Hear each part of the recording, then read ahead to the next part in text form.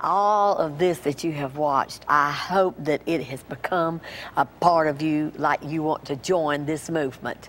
Because just as we were listening to the children's choir, you couldn't help but start crying, because this is another step, another phase of getting the word out. Another piece in the million-piece puzzle. And I just want to encourage, like you said, please go to voicetoday.org. Please join the Voice movement.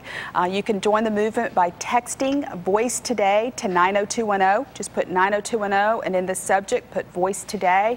There's so many ways that we need you to join the movement. We need you to donate. We need you to schedule a workshop in your church, in your community. We need you to volunteer, but we need you to get involved.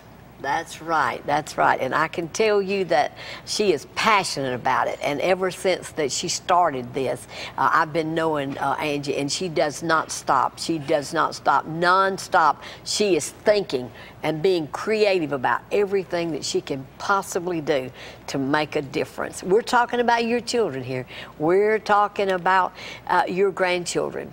And I just can't say it enough that the home, the parents, you are the ones who are responsible for those beautiful, beautiful gifts that God gave to you. Let me just correct you. We're all responsible for our children. We're responsible for our next door neighbor's children. We're responsible for children in our church. We're responsible for children in our family also.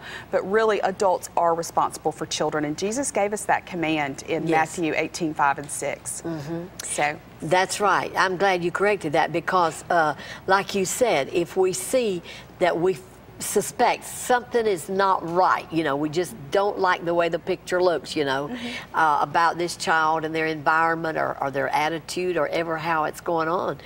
When we have something that going on like that, we need to have it checked, because who knows but what we can save a child's life. Yes.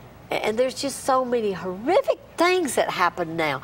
You know, you hear them on the news and you think, how could that have been happening?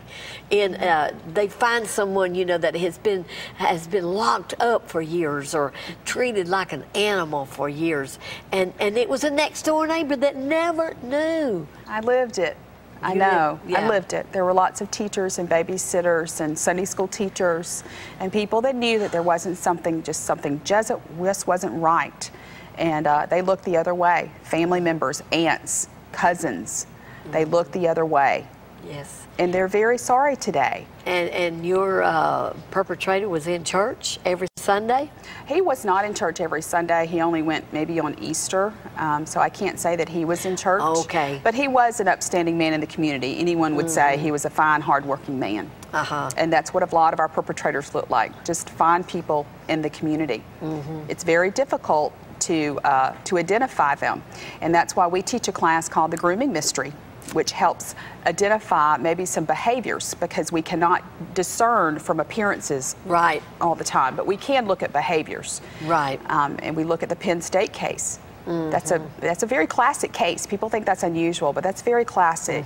He ingratiated himself to these children and in a position of trust. Yes. And thank you so much for being with us. And we got to leave you now, but we'll be right back.